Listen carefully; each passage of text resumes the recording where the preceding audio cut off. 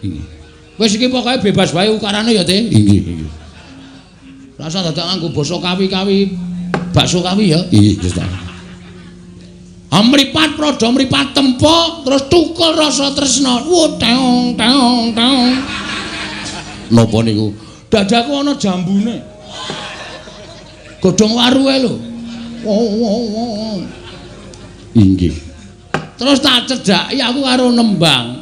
Memanesmu angujiwat agawe rujiting galing ngono. Drupadi ngadeg. Tanganku loro-loro ditampani karo tangane Drupadi temlek. Wah, getih ilang kabeh, Tren. Getih ilang kabeh. Aku mbiyen ndek rung dadi ratu senengane ngedusi wong edan. Wes ada orang fakir miskin. Wah, rombongan kere. Sok medhoke karo aku apa anggemu kowe iso menang karo aku, ha? Iki sing jeneng gareng, iki sing jeneng trepuk. Terus kok iso dadi kaya ngono ya terus gleleng tenane. Sandangane ya mas-masan. Niku galup uyuhe, Edang kopi, kringete banyu aki. niku senengane nek gelut Ngincer sirah. anggere candak sirahe sikile mancal pundak tuwek potol Ndase. Ndase sapa? Ndasmu kowe.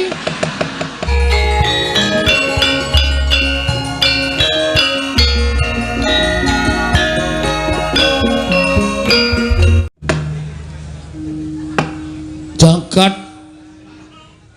wasesane Bathara wayah Bathara jagat.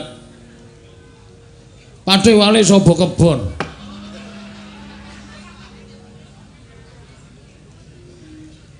Pathe Jaya Kunjara. Sawise santata nggonku ngadhem nang ngarsaning sun padha raja sak praptanira pekenira Patih Jaya Kunjara manira piji. Ana ing ajengane manira Patih. Kawula ninggih diweji sesembahan kula. Sinuwun Prabu Patokol Baworsari.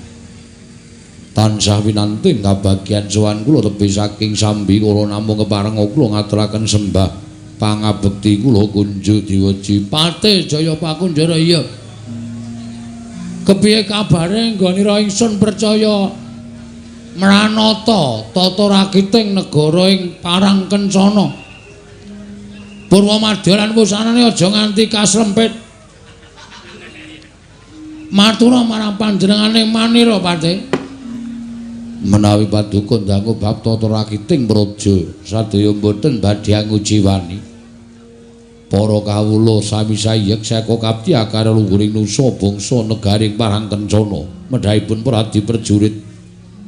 Boten kendhatanganipun sami gegladen olah kridaning aprang. Sawanji-wanji praja paduka temping paramuka boten badhe anggepok kunca paduka Gusti kula ingkang sinuwun. Ing abdi remuk kasawurna putung sumangga kabandhemna diweji sembahan kula.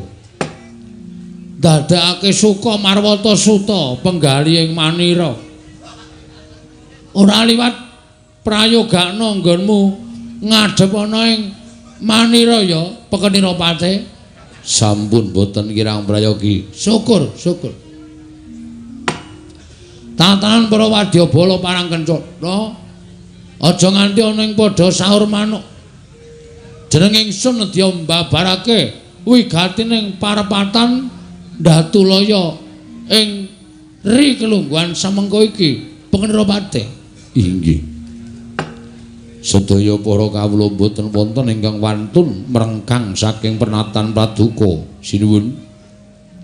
Sedaya badhe mastuti sabda utama paduka Gusti kula Sang Nata Prabu Patokol Baworsari.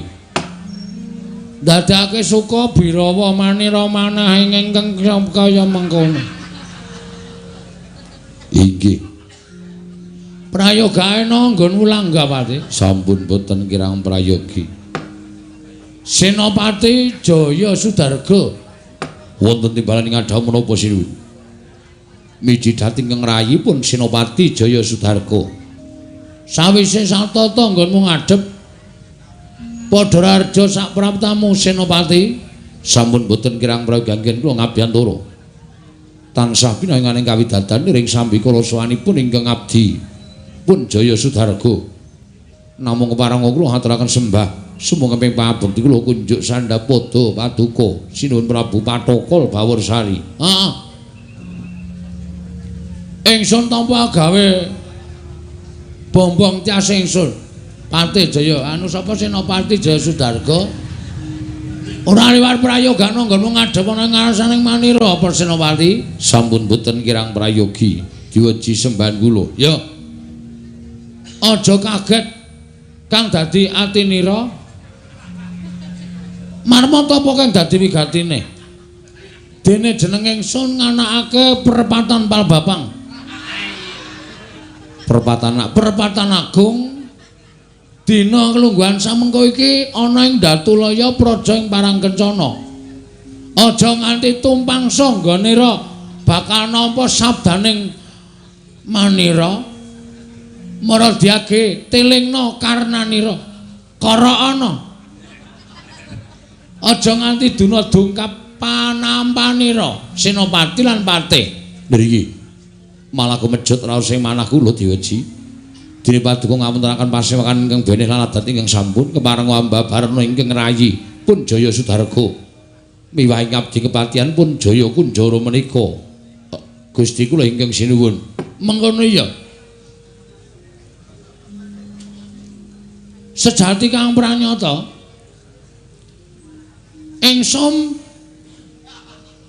ingsun ngrawake para pandemen wayang Ringgit Purwa.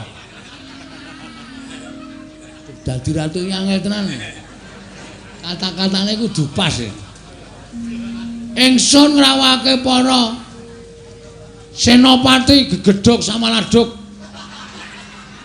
ana ing negara Parangkencana iki sayektine ana bab ingkang bakal ingsun biyawarake marang sira sakabehna. Inggih. Mula aja nganti duna dungkap panampanira. Ingsun keparengake rada cemaket, rada caket nggonira sowan. Senopati Jaya Sudarga lan Patih. Sapa kowe mau jenenge? Jaya Jaya Kunjara. Lalen kok ya ora apa-apa. Kene. Dikepara maju mengko tak babari apa to sejatine jene panjenenganing wang nganake pasewakan jroning Datulaya Praja ing Parangkencana. Mekaten Dewi. Ingkang rayi nedya nganglungaken jangga nilingaken karna nadyaning abdi kepatihan. Nedya nganglungaken jangga nilingaken karna. Mastuti sabda utama paduka Gusti kula Prabu Patokol Bawarsari ing Parangkencana diweji. Andra ingkang pusrita rum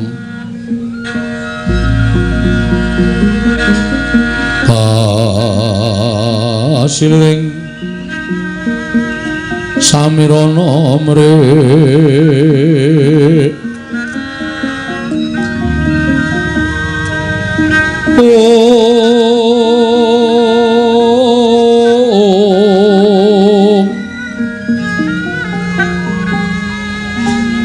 sekar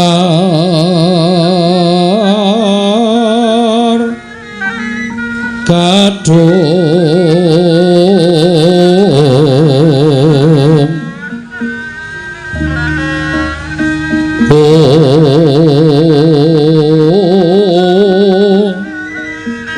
ngas kandanya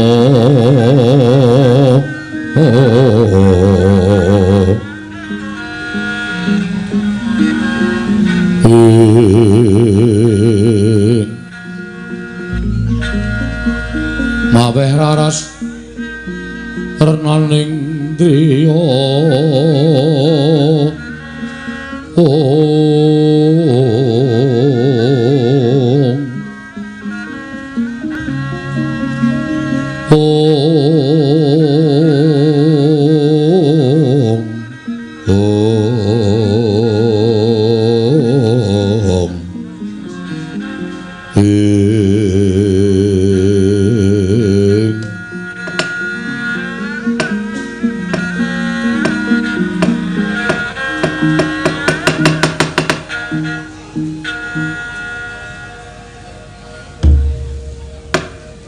Senopati Jaya Sudarga wonten timbalan sinuwun. Patih Jaya Kunjara Wonten dawuh sinuwun. Wasawetara panjenenganipun ngasta bawat peperintahan negara ing Parangkencana. Sira bisa mangerteni undhakaning para kawula ingkang padha mapan ing Parangkencana. Sing maune ora duwe katon saya rekasa. Mesinipun katon mindhak gesangipun. Sirku karepku muni ngono. Ning penampamu piye? Katon sasaya kaos diweji. Mula aku ora iso mung karo kita rada maju ndangku salah tampa. Wis ninggalake rasa rekasa, maksudku ngono. Mekaten. Uripe padha enak kepenak, sandang pangan sarwana. Uripe sarwa kepenak, apa sing ditandur bisa tukel ngrembaka wawane. Ngrembuyung gegodhongane wekasan para among tani dedagang layar mbok bakul sinambiwara ora ana ingkang padha kuciwa. Kabeh uripe sarwa mapan lan sarwa kepenak. Mula ora jeneng mokal. Nek negara ing Parangkencana iki diasta dening Prabu sapa? Pathokol Bawursari. Tepuk tangan. Panjenengan ingsun kabeh apa-apane sarwa mundhak becik, sarwa mundhak apik. Nayaka-nayaka sing wani ngenggokke dawuhing wang mesti bakal tak copot kelenggahane. Nayaka sing gaweane mres uriping para kawula tak lereni tak lebokke pakunjaran. Aku butuh nayaka-nayaka sing suci lahir lan batine, ora mung cukup suci dalam debu. Inggih. Ning suci lahir lan batine. Inggih. Nindakake perintahing ratu kanthi tuwajo. Merga ngene te. Sentosa-sentosaning negara kuwi ana 3 perkara. Menapa kemawon diweji? Ratune apik, Inggih. nayakane becik, kawulane mesti bakal sumuyut marang pangrahing ratu. Ing angka kalih Nayakane apik, nindakake perintahing ratu, ora tau weya marang dawuhing ratu, kuwi mujudake suwijining nayaka sing apik lan iso dadi srana kuncaraning para kawula lan tentreming para kawula. angka 3 Kawula sing manut pernataning praja kuwi ora kok sarana dipeksa, ora, ning merga padha tresna marang ratu lan nayakane. Kuwi mujudake suwijining negara sing sentosa. mekaten. Monggo Parangkencana ki negara wis sing sentosa lahir lan batine. Kawulane ora ana sing padha wani karo panjenengan ingsun. Ora ana sing merengkang marang pernataning praja. Ora ana sing tumindak cecengilan, ora ana rasa regejegan, ora ana rasa memungsuhan, kabeh padha sing saya, sing rukun. Inggih. Manunggal tetunggalan ana ing negara Parangkencana. Mekaten. Malah kula menika gumun. Nuwun sewu ngatasipun paduka menika nembe mangreh praja namung sekedhap kemawon. Teka kawontenanipun praja Parangkencana kados mekaten indakanipun menika ingkang kinarya dasar menapa sinuwun. Kowe ora perlu ngerti. Iki dasar kang siningit. Sesuk nek kowe dadi ratu, bakale tak paringi presa. Jaya Sudarga, nek negaramu arep kepengin apik, negaramu kepengin becik, peperintahmu kudu kaya ngene iki. Ngono nek saiki tak jelaske.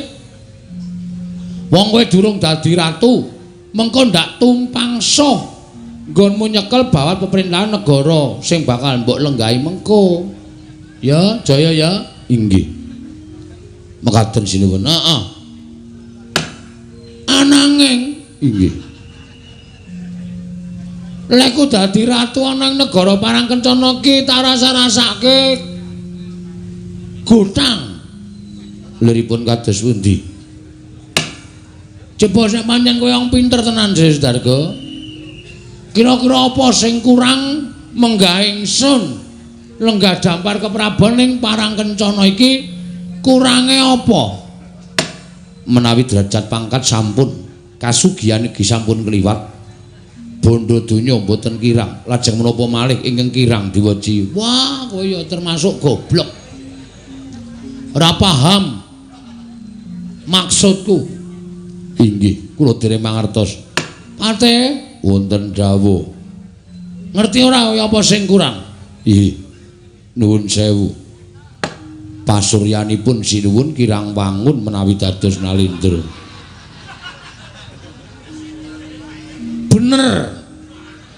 Bener apa to sebabe kabeh do guyu merga ora ana ratu sing pareme kaya ngene iki. Ning kowe tak kandhani ya Pate sing jeneng kanugrahaning Gusti iki ora pilih menungsa tak omongi.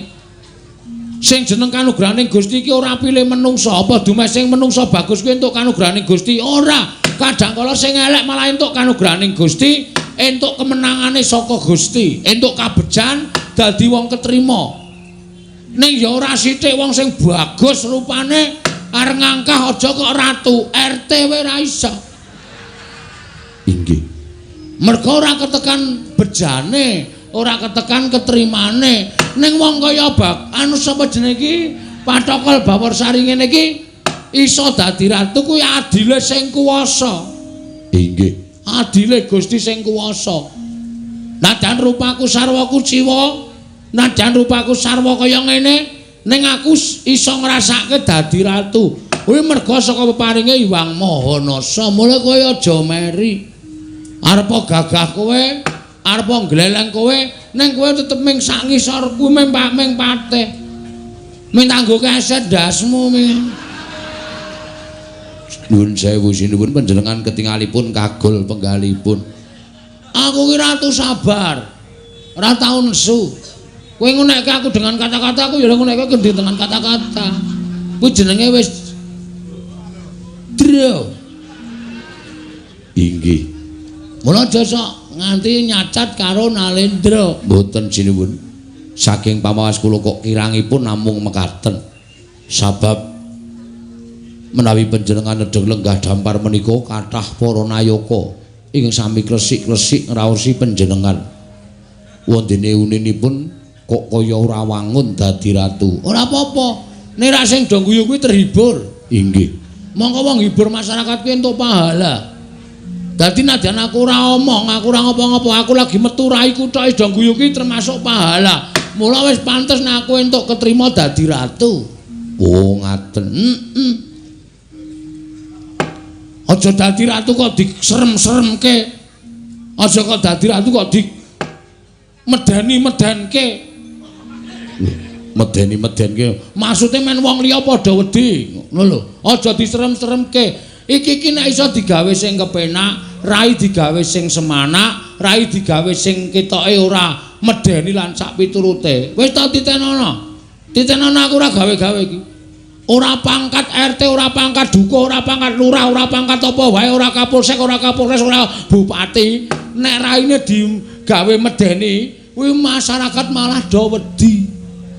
Ora cedhak karo masyarakat. Ning nek digawe sak kepenake, digawe santai, digawe iso menghibur, iso semanak, aku malah masyarakat ora wedi. Wekasan oke sing do cedhak. Paham ora wae teh? Ngertos niku. Esuk nek ora ngrupak-ngrupake ratu ya? Inggih. Tugel gulumu. Iya mboten. Mboten jenengan. Sepisan iki tak terima-terimake. Kowe wong loro do ora ngerti to, apa to sebabe aku sing rumangsa kurang? Ha iki do nyawango dampar sisihku iki. Dampar sisih panjenengan. Iki isih kosong melompong. Ngono. Iki isih selo. Monggo sing jeneng ratu kuwi kudu nyanding paramek. Kersanipun kuwi lho sing mau wedok dadi ratu kuwi lho. Prameswari. Oh, Prameswari. Kok paramek? Prameswari. Ngono. Prameswari ku durung ana. Monggo ganep-ganepe Nalendra kuwi nek iso jejer berdua karo Prameswari, mongko Prameswarine ayu. Sulistya ing warna. Nuwun sewu. Menapa inggih wonten wanita ingkang ayu ingkang kersa dados Prameswari? Kowe pindho lho kowe ngenyek aku pisan.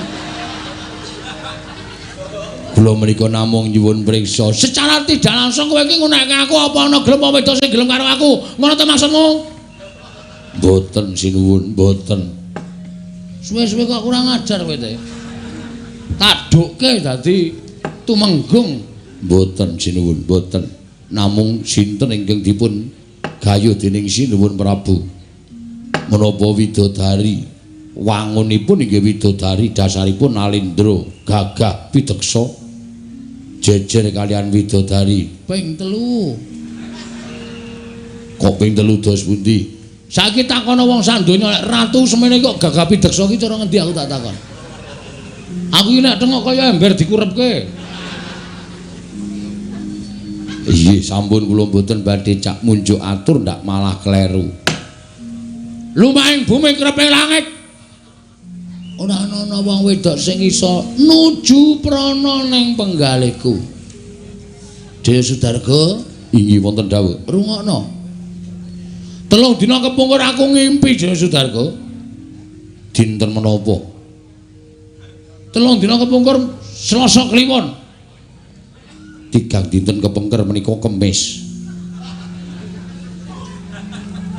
Iki nang dunia pewayangan Dewa Sudarga. Aja tok padake dunia nyata. Etok-etok men. Kowe melu patih kok tak tugel grumusian. Oh nggih, nggih. Selasa Kliwon. Selasa Kliwon aku ngimpi. Tanpa kanyono-nyono nalika aku nedeng lenggah ning pendopo ngajeng bangsal pengrawit negara ing Parangkencana. Inggih. Ana wong wadan sing nekani marang panjenengan ingsun. Wah, ayune ra jamak-jamak. Mlaku saka kadohan iki tak kinting-kinting kedhet kita kinting-kinting kedhet. Aku ngadeg dheweke terus meneng mandeg. Tak cedhaki panjenengan sinten? Dheweke ngaku wong wadon saka tanah Jawa. Saka negara Ngamarta, wewangi Dewi Wara Drupadi. Dewi Wara Drupadi. Lho, lah kersanipun menapa rawuh mriki?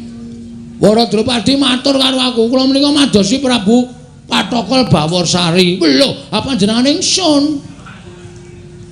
Langsung walah sinuwun.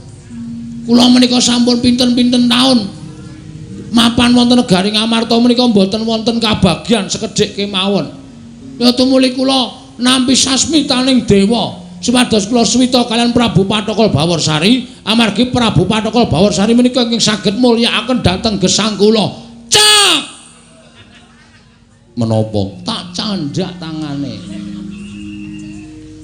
Drupadi tak candhak tangane iki ora bangga. Inggih. Biasane wong wedok nek dicandhak tangane mongko rung kenalan mesti ngipatke to. Inggih. Kuwi ora. Malah tanganku diputer balik dikempit nang nggon kelek. Wiradalah. Impen kok iso cetha. Ora sangayal to? Inggih. Aku terus mlaku bareng karo Wara Drupadi saka alun-alun negara ing Parangkencana. Mlaku bareng. Waduh, bombongku tanpa pepindhan. Terus tak lenggahke nang Datulaya. Ayo nang nggon kursimu kuwi. Aku nang kene. Drupadi mandeng mripatku tanpa kedhep. Aku ya mandeng mripate dheke. Jarene wong tuwa do ngandhakake nek wong wedok mandeng suwe kuwi ateges kuwi rasa pangrasaning ati berbicara lewat mata. Inggih. Wis iki pokoke bebas wae ukarane ya, Te. Inggih, inggih. Rasa dadak nganggo basa kawi-kawi, bakso kawi ya. Inggih, Gusti. Mripat praja mripat tempo terus tukul rasa tresna. Teong teong teong. Napa niku? Dadaku ana jambune. Godhong waruhe lho. Inggih. Terus tak cedhaki aku karo nembang. Memanesmu angu jiwat agawe rujiting galing ngono Drupadi ngadeg. Tanganku loro-loro ditampani karo tangane Drupadi temlek. Wah, getih ilang kabeh. Getih ilang kabeh. Aku mbiyen ndek rung dadi ratu senengane ngedusi wong edan. Saiki entuk putri sing ayu kaya ngono. Inggih. Tanpa taliwara Drupadi bopong gendel. Waduh. Dibopong. Inggih, heeh. Kabopong mlebu nang kedaton. Aku dawuh mban, tebahi kasure. Mban krekat nebahi kasur, Drupadi bobokke. Ngono. Inggih. Kowe kuat ra neruske critane? Kiat. Kowe ora kuat tak ajar lho. Mboten. Kisah cerita iki saya suwe saya wo nek ora kuat ati sama duk. Bayanganmu tekan ndi-ndi? Inggih. Barang tak sarekke nang apa jenenge? Nek kasuri basane apa to? Dilamrum. Aku terus wijik. Aku terus alon-alon jajari para Drupadi. Inggih. Maune tengahe ana gulinge. Oh nggih. Guling tak uncalke wer. Rekaya areng ngrekep para Drupadi areng meluk para Drupadi, guling tak uncalke tiba ning kompor. Pawon kedaton kobongan geger ngalor ngidul. Emban ki doting sliri nang pinggir ramben kae. Lajeng aku nglilir te. Duh. Gelaku tanpa upama. Wiwit saka kuwi tekan saiki aku ora iso lali karo para Drupadi te. Gak iso lali, gak iso lali te. Gumana mosya nang paningalku. Pendak-pendak aku tengok-tengok sore ngematke kulon ana candhek ayu kuning gemrining kaya kencana sinangling. Neng kono kaya ana pasuryane para Drupadi. Mripate gedhe banget kae. Terus ngedepi aku kling ngono. Bubar konsentrasiku. Inggih. Aku nek tengok-tengok nang kedaton mongko ngedep manuk kelangan aku. Cecak Rawa. Inggih. Kuwi ya suarane Cak Rawa malik kaya cengkoke para Drupadi. Nek aku ndelok korden kena angin kuwi ya kaya jarike para Drupadi sing kena angin. Wis pokoke apa-apa tak sawang kaya para Drupadi. Iki mau nek aku ra eling wis tak kecup wae. Merganipun kowe ya kaya para Drupadi edan tenan teh. Tambahan ana brantan ing atiku te. Srana kowe budhal ning negara Ngamarta. Para Drupadi jaluken. Nek kira-kira wong Pandhawa ora menehake, kowe ora iso mboyong para Drupadi tekan ngarepane Prabu Patokol Bawarsari. Tak tugel janggamu dina kuwi uga te. Sigra-sigra yen permana ganca sigra ngraken awang sesangka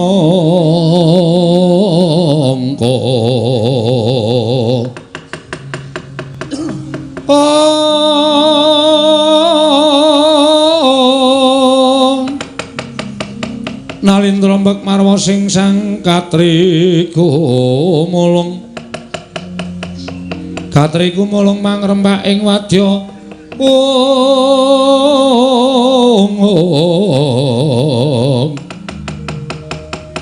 Kurta-kura reka kiri-kiri Ronanggono magawe gelarira wang-wang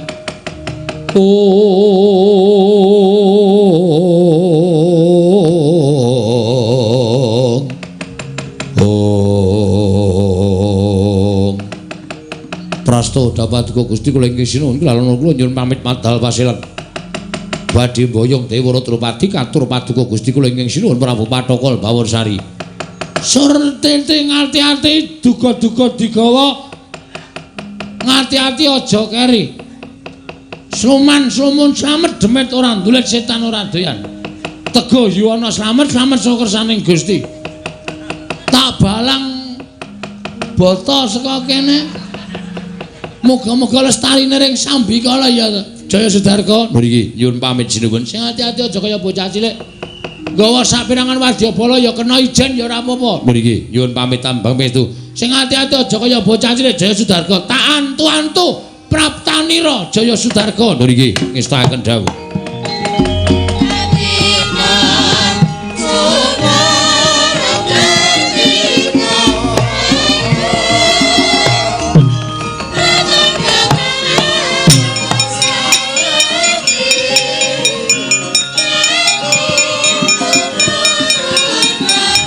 Wonten dawuh Dewaji. Kira-kira pirang dina ya lakune Jaya Sudarga? Wah, menawi saking negaring parang kencana mriki dumugi tanah Jawi menika tebih. Udakawis saged setunggal wulan. Waduh. Selak modar ning ngenteni. Monggo tresnaku wis makantar-kantar kaya ngene kok kudu ngenteni sesasi teh. Piye teh? Aku wis ora kuat ngampardane kanan kasemaranku. Inggih. Kula aturi sabar sawetawis sinuwun. Jan wis. Ameng ketemu nang impane kok iso kaya ngene lho, rasaku kaya wis tenan-tenano kae. Inggih. Mugi-mugi Senopati Jaya Sudarga saged amboyong para Drupadi. Nek nganti gak bisa. Tekan kene tak tugel gulune. Senopati Jaya Sudarga. Inggih, menika sumanggaken Paduka Purbawasesa. Piye teh iki cari kesibukan apa teh? Supaya aku ling ngenteni Jaya Sudarga iki ora patiya kesuwen. Iki kira-kira dhewe ngapa piye? Inggih kula nderek sinuwun. Nanggap limbuk cangik apa Tre? Menika ugi prayogi. Kowe tak keparengake njajah desa Milangkori. Ngono? Inggih. Golek ana limbuk cangik sing apik. Ya, Sendika ngestaken dawuh. kon rawuh mrene njaluk opah pira tanggape nglipur atiku, nglipur masyarakat Parangkencana, nglipur kabeh kulawarga kedaton Parangkencana. Mangkat kula mbenjang menapa? Mangkat to dina iki. Mriki ngestaken dawuh. Koko Prabu jimat semban kula. Koko Prabu pengayoman kula ing Dwarawati. Sarawuh paduka Kanjeng Koko Prabu pesasat kadidin lumamping wanci peteng kepabak obor sastra biar padang trawangan manahipun ingkang rayi ngamarta. Yayi pengajaping manah namung daya-daya prapting negari Ngamarta. Sasampunipun ingkang raka tumuli sowan wonten negari Ngamarta dinten sakmangke menika lajeng kepareng kula cumadung dawuh. Menggah menapa ta wigatosipun dening Paduka Handangu dhateng pisowanipun ingkang raka Yayi? Nggih, Yayi. Sewu-sewu kalepatanipun ingkang raka pun Mandura Tadawadana. Nalika semanten anyarengi kula sowan dhateng negari Durawati, kedadak Yayi Prabu nembe badhe bidhal dhateng negari Ngamarta. Mila tumuli ingkang raka ing Mandura nderekaken jengkaripun kadang kula Yayi Prabu Ngamarta. Inggih, Koko Prabu boten dados sabab saking menapa. Jernyatanipun menapa ing badhe kula aturaken dhateng Koko Prabu Ndarawati menika boten babakan ingkang siningit lan saged kapireng dhateng sinten kemawon Koko Prabu. Alah-alah menawi ngaten tumuli kababarna. Menapa wigatosipun dening Paduka Yayi Prabu Amiji dhateng sawanipun ing Raka ing Ndarawati menika? Inggih, Yayi kepareng kula cemadhong dawuh. Koko Prabu mboten kanthi kanyana-nyana pawarta sumebar warata saindenging praja Ngamarta malah sakmangke sampun kapireng wonten talinganipun ingkang rayi Ngamarta bilih pana kawaning Ngamarta Kyai Lurah Semar Badranaya nandhang raga tegesipun nandhang sakit monggo kathah sami mestani bilih sesakitipun Kyai Semar menika madal saliring usada. Sampun boten kirang-kirang anggenipun sami ngrawuhaken Brahmana winasis sewa sugata miyang para nimpuna supados maluyakaken dhateng sesakitipun Kyai Ismaya parandene gagar wigar tenantuk karya. Mila dinten samangke tumuli ingkang rayang rawaken maduka Kanjeng Koko Prabu. Mugia suka palidamar dhateng para Pandhawa. Utamanipun dhateng Kyai Semar Badranaya ngemuti sarta metang. Bilih Pandhawa menika boten saged pisah lawan Kakang Semar menawi ngantos Kyai Semar samangke nandhang raga tuwin kelajeng-lajeng madal saliring usada. Ateges menika ugi damel ringking para Pandhawa Koko Prabu. Kresna kakangku. Werkudara piye? Mula kang sangka kuwi netepi tembung Gandeng Kresna kakangku minangka dadi kusiring para Pandhawa. Lan Pandhawa tansah ngayom marang piyayi loro. Siji Kresna, loro Semar. Nadyan Semar kuwi derajate ngaceplik wong loro saudon telu saurupan. Nanging tumrap Pandhawa Semar kuwi mujudake sawijining pamomong. Kaya ngapa dadine Pandhawa yen tanpa dimong dening Kyai Semar. Luwih-luwih Kyai Semar kuwi gedhe labuhe tumrap para Pandhawa. Mula yen to nganti Semar ora bisa waluya, iki dadi jalaran bakal ringging para Pandhawa. Mula Kresna kakangku diaturi rawuh ana ing negara Ngamarta. Sayekti ora ketang sithik paringa pepadhang lumantar pangandikaning Kresna kakangku. Piye carane lan crana apa ingkang kudu katindakake supaya Semar waluya nirmala jati temah mulya. Nadyan Werkudara mbok dawuh munggah gunung jegur segara, aku ora bakal selak waton dadi sarana waliyaning Kyai Semar Badranaya. Semanten ugi kula Koko Prabu. Kula ugi mboten badhe selok nadyan kadhawan manjing tumangan. Kula sagah nglampahi waton dados usadanipun Kyai Semar Badranaya. Koko Prabu. Nadyan ingkang rayi pun kembar semanten ugi. Nadyan kula kadhawuhan beto barang ngawrat tuwin lumampah ingkang tebih. Waton dados sarana walinipun Kyai Semar, kula ugi ndederek Koko Prabu. Jagat Dewa Bathara. Koko Prabu. Nggih. Kados pundi menika? Lho kados pundi piye? Lah iki rak kewajibaning si Adi to. Kewajibaning Kyai Prabu Ndarawati minangka dadi pengayamaning para Pandhawa, minangka dadi suwing para kadang Pandhawa. Ngibarate Pandhawa kuwi kreta lan jarane. Si Adi ingkang dadi kusire. Kreta lan jaran dina samengko nedheng ora gelem lumaku. Mula budidayanen piye supaya kreta lan kuda mau bisa mlaku meneh Kresna. Aja nganti selak marang kewajibanmu.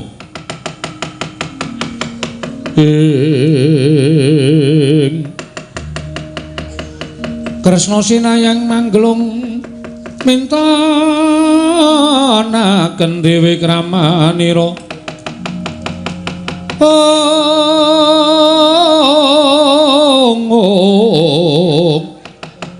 Kanggo mitraning astaneng asta.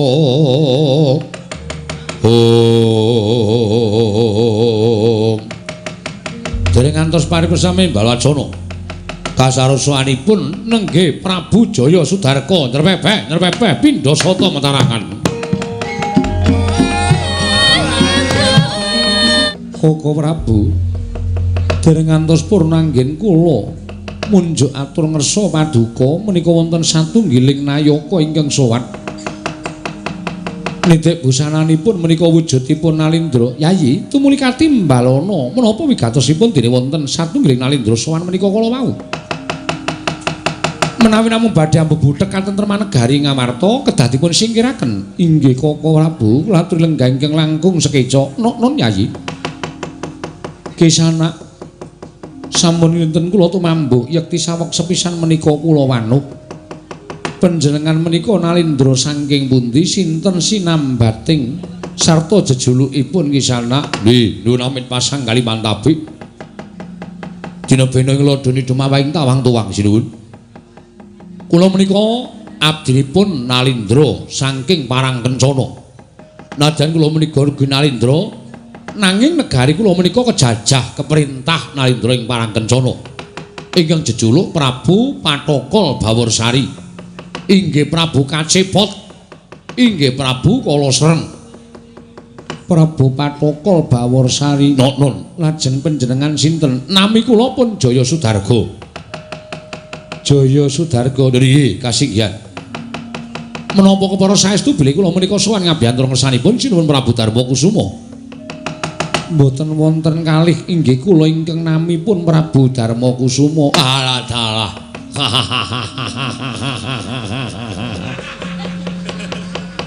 Lah ngaten mboten geseh. Anggen kula sowan kraya-raya nganglang jagat ngupaya negari Ngamarta dinten samangke sampun pinanggih. Lajeng keparengipun menapa sinuwun dene paduka rawuh wonten negari Ngamarta. Ha nggih, menika ngaten. Mugi dados ing kawuningan bilih Ratu Gusti kula Prabu Patokol Baworsari nggih Prabu Kacepot inggih Prabu Kala Srenggala wau gandrung-gandrung kapirangu. Jernyatanipun piyambakipun menika dereng kagungan prameswari. Mila dinten samangke wonten satunggiling wanita ingkang sampun dados woting penggalipun sinuwun Prabu Patokol Baworsari. Mboten sanes kejawi namung putri saking negari Ngamarta ingkang wewangi Dyah Ayu Wara Drupadi. Mila sinuwun sowan kula ngarsa paduka Gusti kula ingkang sinuwun Prabu Puntadewa menika wonten suka lelaning penggalih. Dinten sakmangke Wara Ayu Drupadi menika badhe kula boyong wonten negari kula Parangkencana. Badhe kula aturaken sinuwun Prabu Patokol Baworsari lan ing mangke dening panjenenganipun Sang Prabu Kacepot menika kala wau badhe winengku garwa minangka prameswari negaring Parangkencana sinuwun.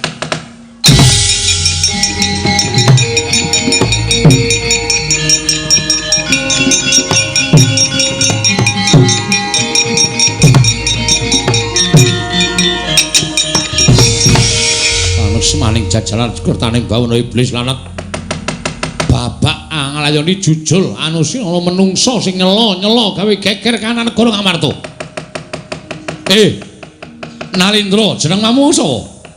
Lho menika wonten Nalindra ingkang jumeneng wonten ngajengan kula. Tepungke yen kowe durung tak tepung karo aku nata mandra Prabu Baladewa. Waning Pintawasi Jaladrana Mangkrasana. Sinuwun Mandura. Ya, dasar para nyata kowe sapa? Jaya Sudarga. Wonten menapa dene paduka merpeki dhateng jasad kula. Baliya kandha karo Ratu Gusti jeneng Prabu Patokol Baworsari. Ya Prabu Kacepot. Jagat iku ora mung sak godhong kelon. Digelar jembar jagat iki wong wadon pirang-pirang akeh. Milih kena. Lah kok dadi ku lancang ngucape Ratu Gustimu bakal mboyong marang Wara Drupadi. Apa ora melek mripatmu ora apa ora krungu kupingmu yen to Wara Drupadi garwaning Nalindra Ngamarta ya Prabu Darma Kusuma. Yen Ratu Gustimu Prabu Kacepot mau bakal mboyong Wara Drupadi tekse bakal ngrusak bebrayaning wong Ngamarta. Mula saiki kowe bali yo. Mumpung durung tak poteng-poteng kuandamu kowe bali yo. Kowe aja nentang kampurkaning Baladewa. Kowe aja gawe urup-urup marang atining Baladewa. Kowe ora ngerti nata mandura wis nesu piye. Mula pikiran ngono bakal mboyong Wara Drupadi. Iki mung nganti kowe ora gelem bali kriwikan dadi grojokan geguyon dadi tangisan ngejak apa tak tandangi kowe.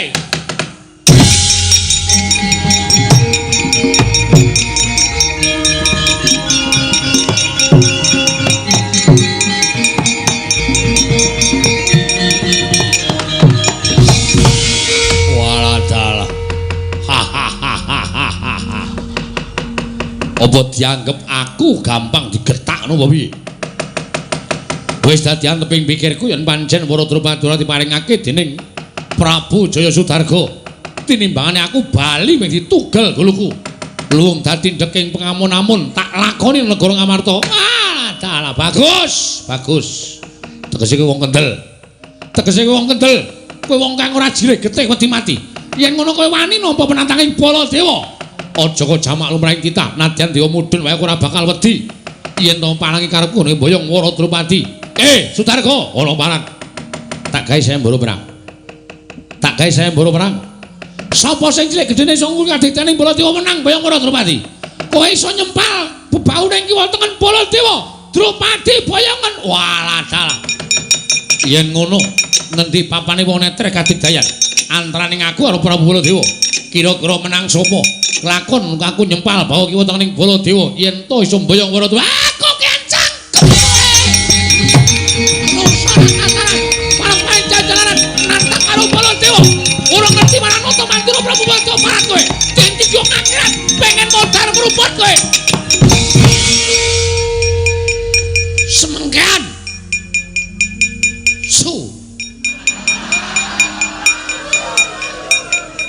Koko Prabu. Koko Prabu. Boten dawuh. Nuwun sewu kula badhe nyuwun priksa. I. Drupadi menika garwanipun sinten? Nun. Drupadi menika garwanipun sinten? Lah menipun jagat menika sampun priksa nek Drupadi menika garwanipun Kyai Prabu Darmakusuma. Garwa panjenengan. Wong kula sing duwe bojo we ora nesu kok panjenengan nesu menika. Nalaripun kados pundi? Modar. Sing duwe bojo we tenang. Wong sing ora duwe bojo kok bengok-bengok. Apa kowe seneng karo Drupadi? Hus cangkeme. Perkutara aja ngawur-ngawur. Lho, anane aku ngene iki aku mbelani karo Kyai Prabu Darmakusuma. Merga gering tresnaku karo Kyai Prabu Darmakusuma. Mula sapa sing ucek-ucek katentremaning kula warga Ngamarta, Baladewa wajib mbelani. Kowe ngerti ora watake barep. Aja kok bondo donya. Aja kok bojo. Nyawane dijaluk wong. Dienggo kabagyaning wong liya diwenehke. Iki ratu sabar. Dhewe sak donya ora ana sing ngungkuli. Mula kaluka kalukengrat yen barep kuwi gedhiye wae putih merga tulus lahir batine putih suci. Lah kok dadi malah kowe muring-muring. Apa ngene ana sambung peteng karo Drupadi? Cangkemmu. Wah, nyatane kaya ngono. Kula badhe nyaosaken Drupadi dhateng Nalindra menika. Yayi, dipun reksa kararjanipun Kyai Prabu Darmakusuma. Dipun reksa derajatipun Kyai Prabu Darmakusuma ing tasih panjenengan menika Nalindra. Panjenengan menika ratu sing duwe prameswari dijaluk wong kok diwenehke menika lajeng nyuwun sewu. Ratu Ngamarta menika mangke badhe asor derajatipun. Menawi panjenengan boten saged nandhingi ridhanipun Prabu Jaya Sudarga, kula nyuwun parilah medal Jawi, kula ingkang badhe ngajar Jaya Sudarga Barat.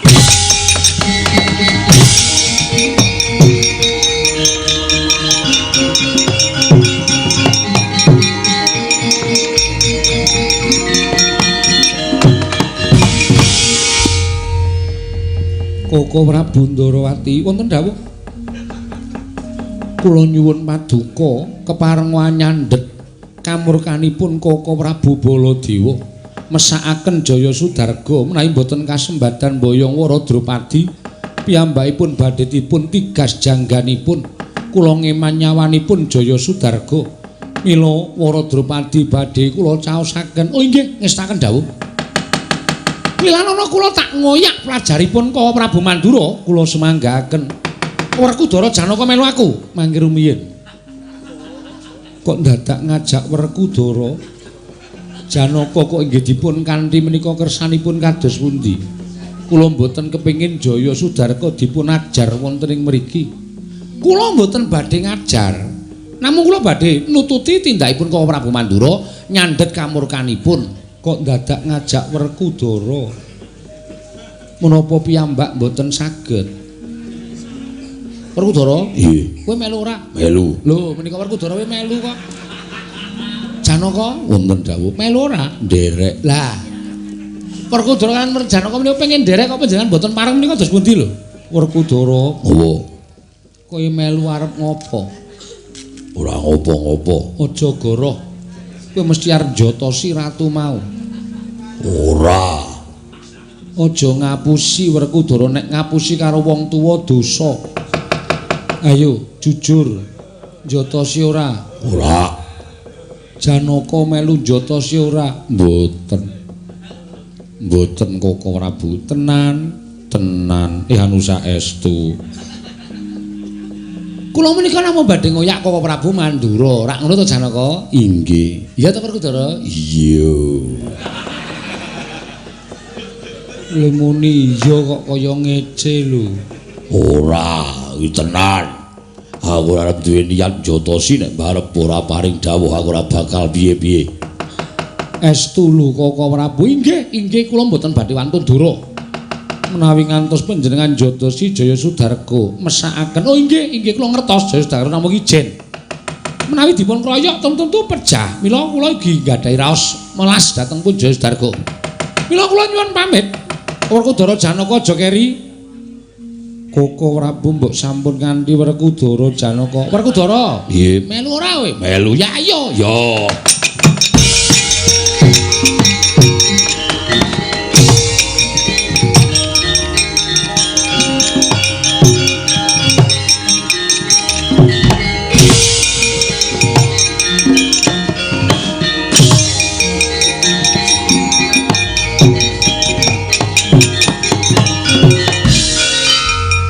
Kembar, kula wonten dawuh. Aja sok kaya ngono ya, Di. Werkudara kakangmu karo Janaka kakangmu kae sok kerep ngapusi aku. Inggih, Koko Prabu. Kula mboten badhe wantun dura dhateng panjenengan. Aku ngerti. Koko Prabu Kresna, Werkudara, Janaka kuwi anggere wis dadi siji.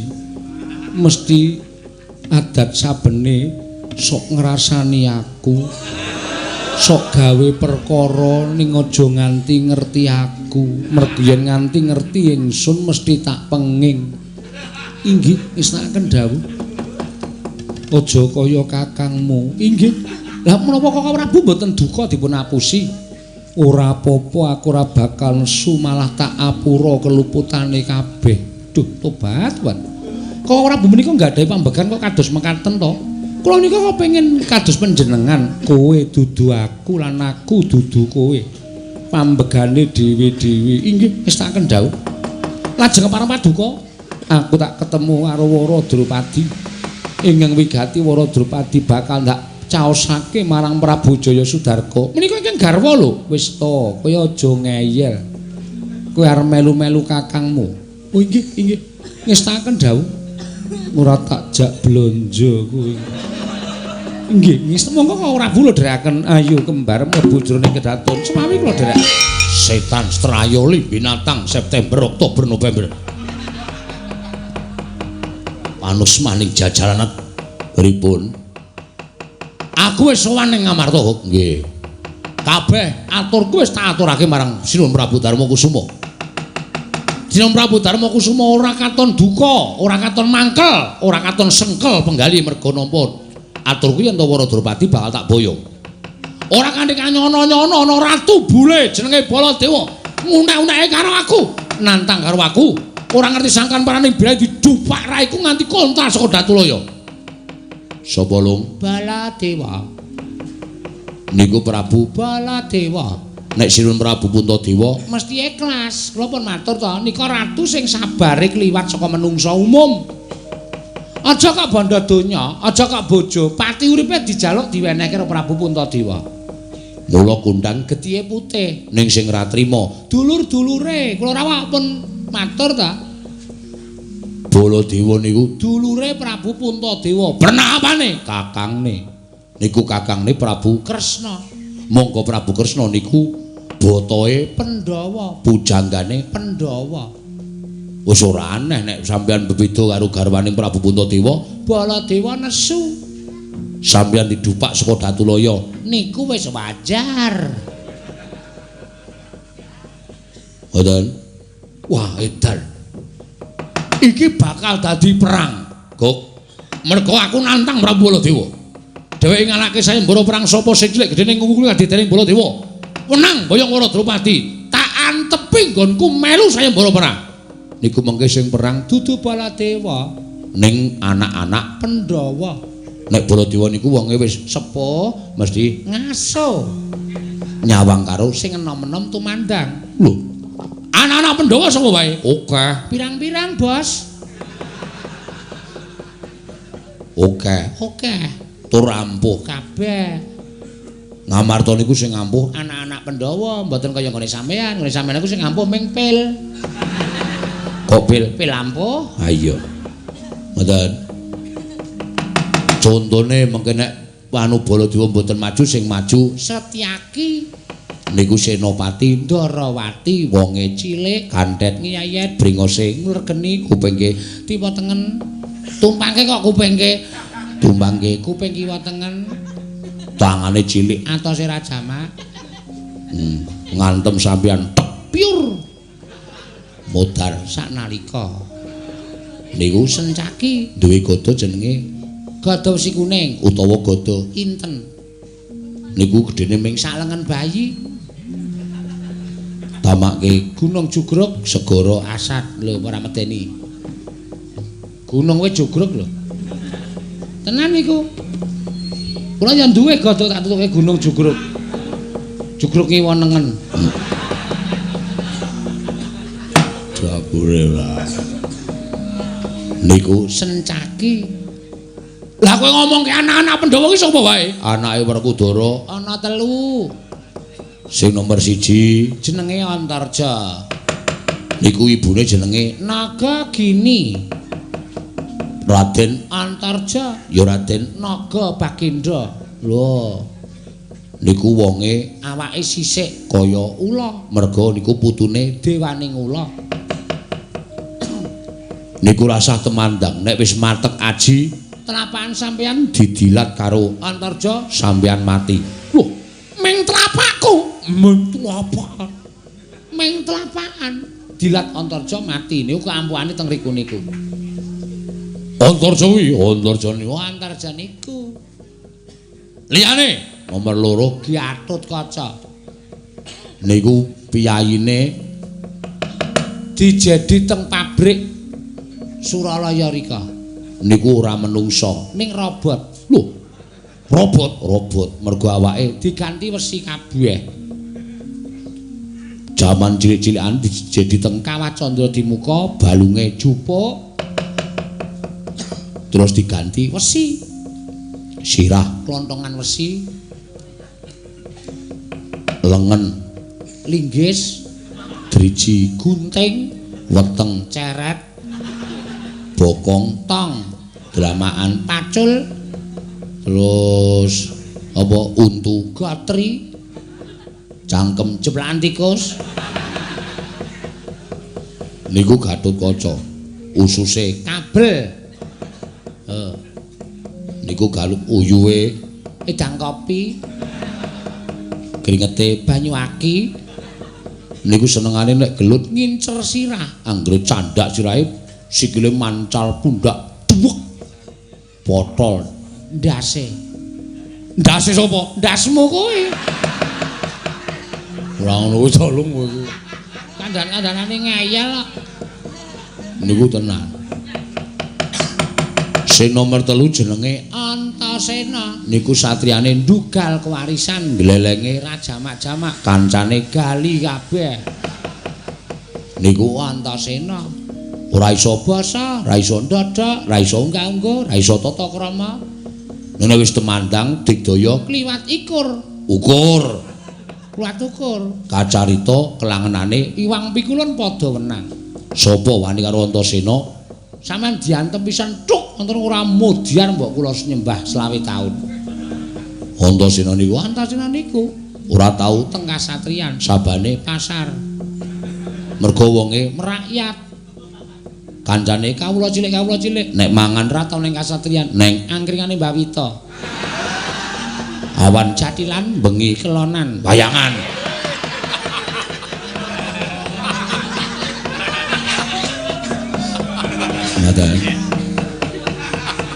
Niku lho Antasena. Mulane sampeyan maju arep ngayunke Prabu Baladewa niki mengke kurang-kurang bujane kula bali nggawa bathang. Wah, bathange sapa? Bathangmu kowe. Mrekasa le ngedhuk jugangan. Gop nun. Tak butekke. Nek pancen wong-wong Amarta ora wani nandhingi Prabu Jaya Sudarga. Klebu Baladewa ora bakal wani karo aku, najan anak-anak Pandhawa nom-noman kaya ngapa? Luwih nom tinimbang aku, aku wong gerang, wong tuwa. Ora kalah karo wong nom. Oh nggih. Tontonan kok. Aku ora iso mbedah negara Ngamarta aja tuntang Prabu Jaya Sudarga. Atos-atos ini.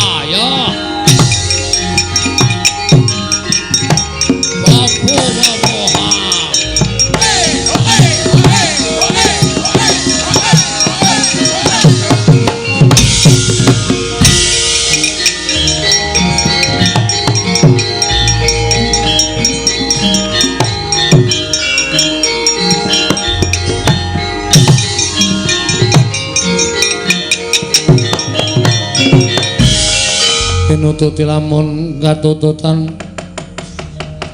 lamun mangsa prawira digdaya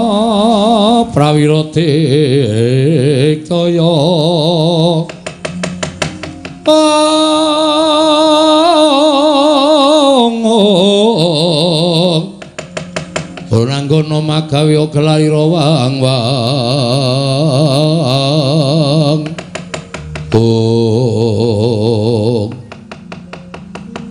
Satrio Kanthet ngeyet brengose ngulur geni kumpang tumpake kuping kiwa tengen sawa. Setyaki wis Jaya Sudarga. Yo, sing mburi wong una-una. Antasena ngapa? Kon ngamplengi apa piye? Lho. Ora ana apa-apa kon ngamplengi iki lho. Jaya Sudarga ana paran. Ora sandadak kowe ngayunake Dewara Drupadi. Setyaki tekan kene minangka wakiling Koko Prabu Mandura. Supaya kowe tak elingke aja nganti ana dadi banten ning negara Ngamarta. Kowe mung ijin tanpa ruwak. Sawangen Wadyabala Ngamarta segelar sepapan. Ngibarati kaya dene iwak kecemplung ing wuwu. Sulung mlebu geni, tangeh bakale urip mesti bakal tekaning pati. Mula tinimbang kowe tekaning pati dina samengko kowe Baliya. Baliya aja mbok bajotake. Piye? Muni piye kowe? Apa mbok anggap aku wong loro saudon telu saurupan ya? Apa mbok anggap aku wong jiring getih wedi mati? Setyaki. Tinimbangane aku bali tekan negara ing Parang Kencana. Ora mboyong Wala Drupadi. Tugel janggaku aku mati kodhok mati sia. Lu neng kene ngadepi wong pirang-pirang. Nadyan aku kalah, ning kalahku mati perwira.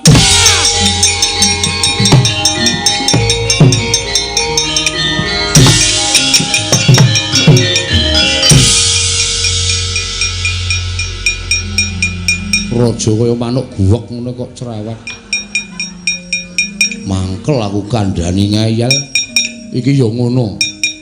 Wis setengah loro kurang kok ora perang-perang. Sing ngenteni selak ngantuk ya. Omong wae. Ya tangi legane atiku. Ing tiba kantep Bayu Atmaja ngayo isang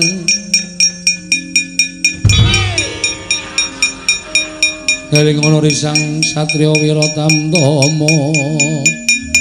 Oh. Hey.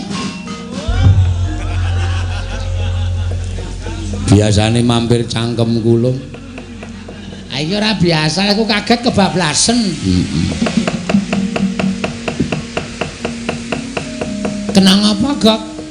Lah kowe weruh ora? Weruh. Ketemu sapa? Sencaki. Karo Antasena. Ratu Gustimu delekke ngayal? Heeh. Bali ora gelem bali.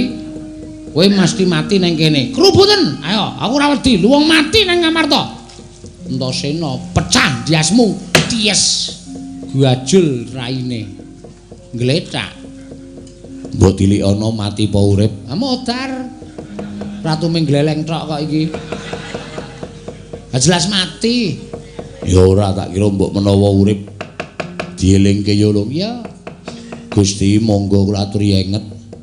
Gusti monggo kula aturi enget Gusti. Gusti monggo mumpung anget. Kula aturi enget Gusti. Kula aturi enget Gusti. Monggo kula aturi emut. Monggo kula aturi ngemut Gusti. Emut.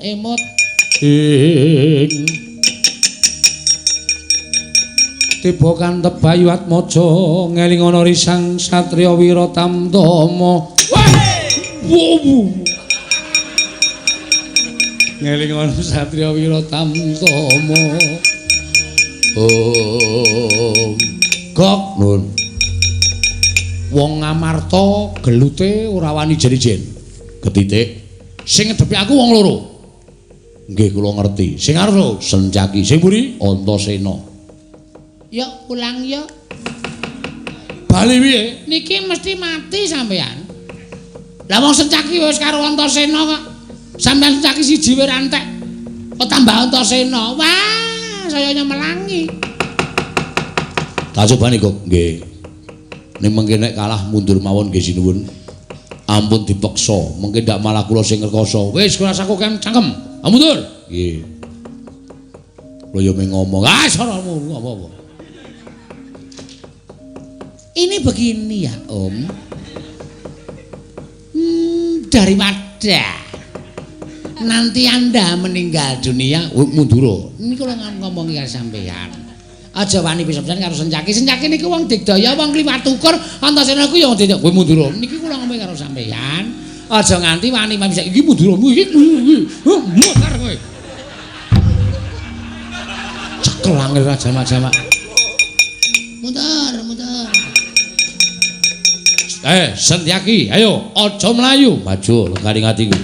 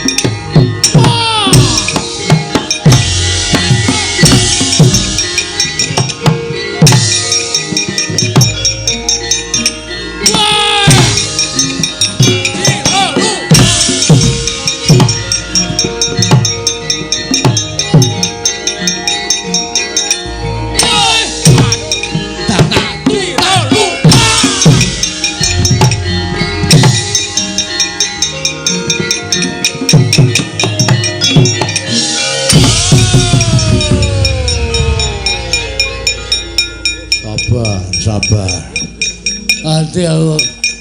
Ati aku. Nggih, kula ngerti. Wah, edan. Wah, wong jiring ketik wedi mati. Ngrubut karo aku ora wani ijen padha ijen. Apa kaya ngono kuwi watake satriya? Apa kaya ngono kuwi watake satriya? Pripun to enten apa? Gayeng tenan. Wah, ya wong niki nek gotong royong iki mesti apa-apa cepet rampung. Ora mung tandangi ijen ndak ijen. Weruh bolong. Weruh. Ratu Gusti mungsuh sencaki ning liyane wis do tata-tata. Candhak sencaki set nggon rai karo Antasena dugang jier. Candhak Antasena dugang Garukaca jier. Candhak Garukaca dugang Antarja prol.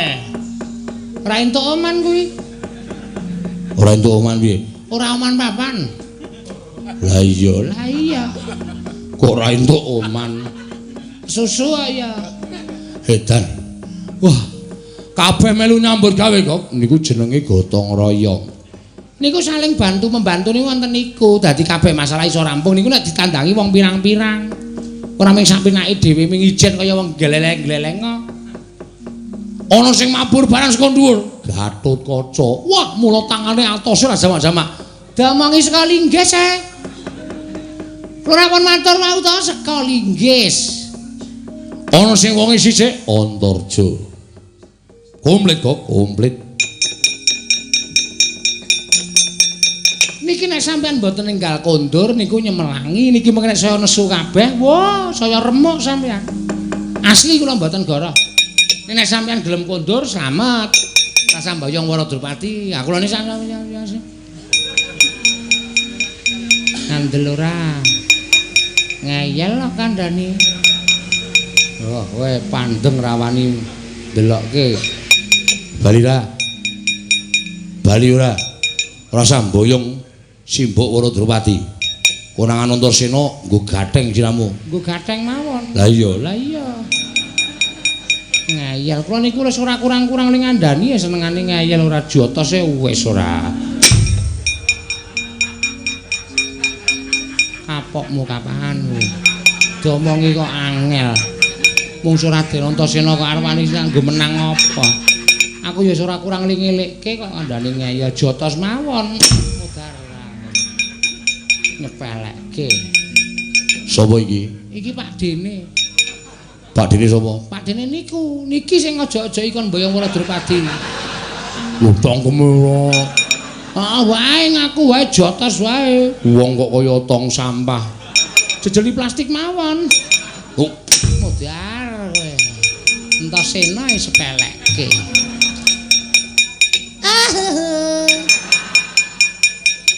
Mula kula kandhani ndang mundur nek mboten mundur niki mengke biasane bar Antarsena niku sencaki lho, tenan lho. Kula sing ngomongi lho, sencaki lho. Ah, lah ra tenan.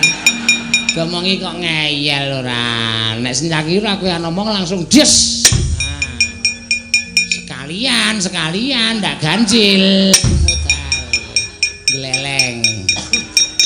Ora gung kowe kok ora to. Lho kanca sekake. oh. Aja kuwatir kok. Niki nek sampean mboten ninggal Bali, oh dilongkas Gatotkaca lho. Gatotkaca nek ora percaya, kula wis ngomongi Gatotkaca. Oh udu. Ki ya padha wae ya. Modar kowe. Ngomongi kok ngeyel ora. Kowe. Angslup. Ora karo bilung kok manut kabeh iki lho. Damange mbiyen niku tau gawe klub bal-balan. Kula Gatotkaca Antarsena ning kalahan. Oh. Niki sampean mboten nggal Bali, anu rae Gatotkaca lho. Nah niku ketok angine wis meyut niku Gatotkaca niki. Niki angine wis kaya ngenten iki Gatotkaca. La. Modiar ora kowe. Waduh. Wah.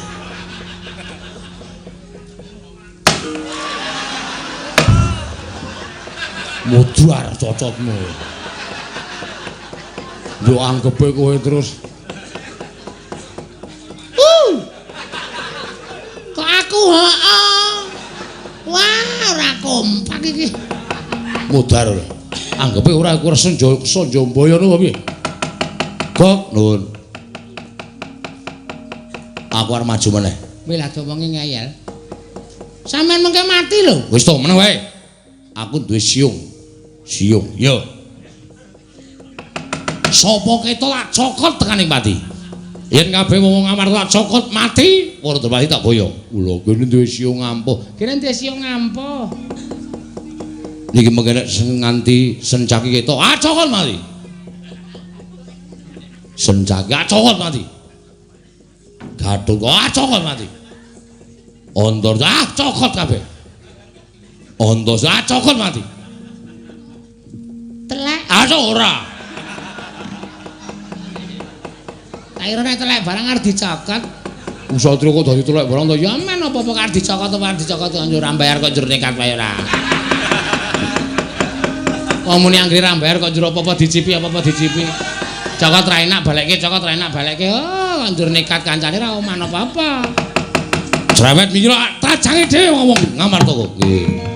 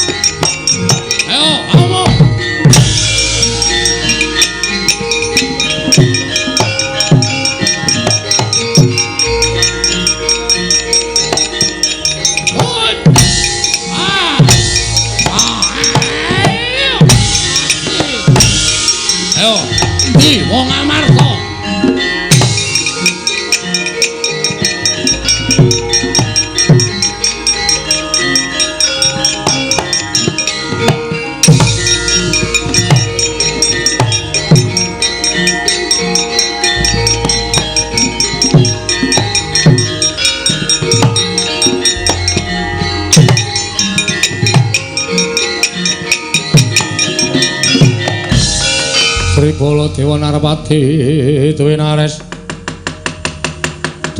ora Kresna kalangkung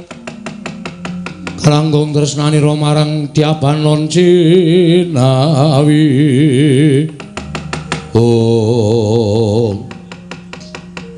Kowe Prabu piye ngaturaken ketiwasan. Lho, ketiwasan piye?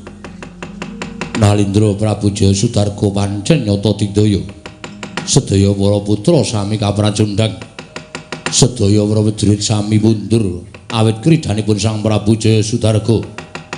Najan ingkang rai dipun cokot kemawon pangraos kula, panas badan kula. Wah, iblis lan panemani jajalan sekretaning bawana. Wah, Jaya Sudarga saya ngewa-ewake ngias Manarata Mantura Prabu Baladewa aja minggat kok gaten sirahmu paradoe.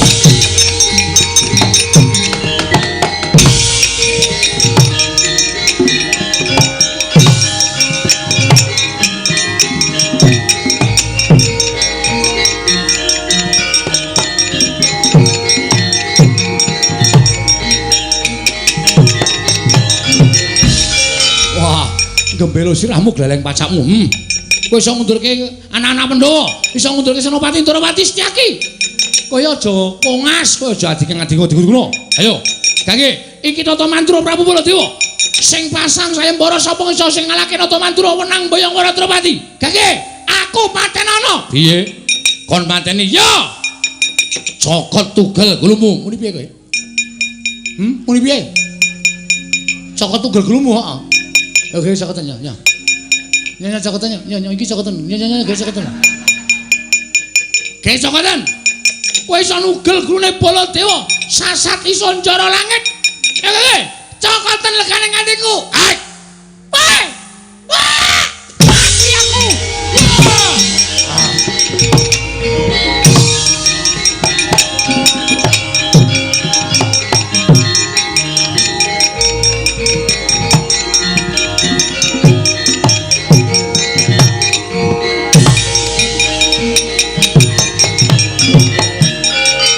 Manik jajaran iblis lanat manusa ora tenan. Wah, dapure kaya ngene kok digdaya guru karepe dhewe. Cokot guluku ora tak kipatke tugel tenan aku. Wah. Ngopo kowe? Mula dadi wong ya aja sok gleleng.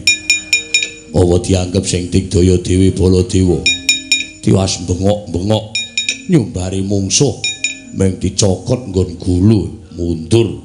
Nek cara aku isin dicokoti awake rasane panas. Awake rasane panas. Nek ra tak unduri aku iso tekaning pati. Watake wong maju perang aja nganti mundur, mundur yen wis tekaning pati. Kuwi watak Werkudara. Werkudara dudu Baladewa. Ning watak kasatyan yen bisa kabeh kudu ngrasuk pambegan sing kaya ngono. Nek cara aku maju meneh. Maju meneh mbelani Drupadi setengah-setengah. Ora lahir batin nek cara aku isin. Maju meneh. Panuswari jajaran iblis anak. Jaya Sudarga, menungso kang kaya kowe. Apa dikira Baladewa kalah karo campurmu? Kowe nyokot Baladewa kowe iso nadai Kyai Nenggala, Kyai Alugoro. Aku meguru karo kowe 20 taun legane ngantiku. Ene markane patimu barang.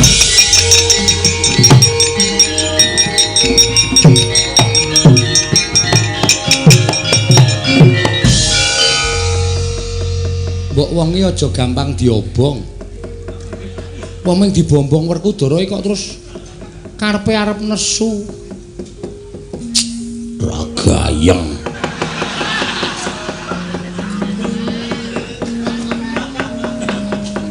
Jaya Sudarga menika digdaya. Nek ora wedi, inggih kula ngertos panjenengan mboten ajri kula ngertos. Ning menawi panjenengan majeng mawi Nenggala, mangke nek ditamani Nenggala ora apa-apa, sampeyan malah kewirangan lho. Lho, urung dicoba ora apa-apa. Ning kula kaget ngertosi, menika mboten apa-apa dipun tamani Nenggala. Lah kok Kyai Kresna ngerti? Ngertos.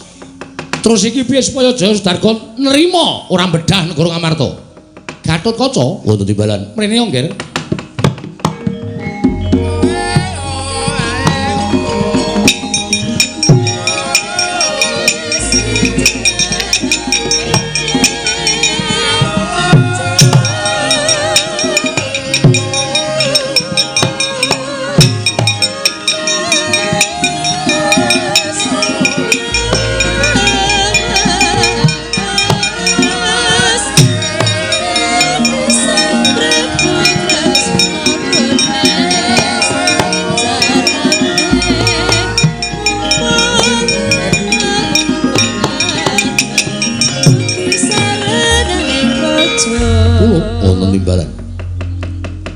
Tak jaluk gawemu kowe gelem ya? Nggih.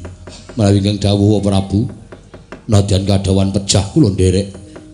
Sisip sembire kurang-kurang bejane pancen gondol nyawa, nanging kanggo supaya milujengake kelawan awakmu Wara Drupadi kudu ngono Gatut. Nggih, ngestaken dawuh. Kebareng Paduka Manjika Gendhaga.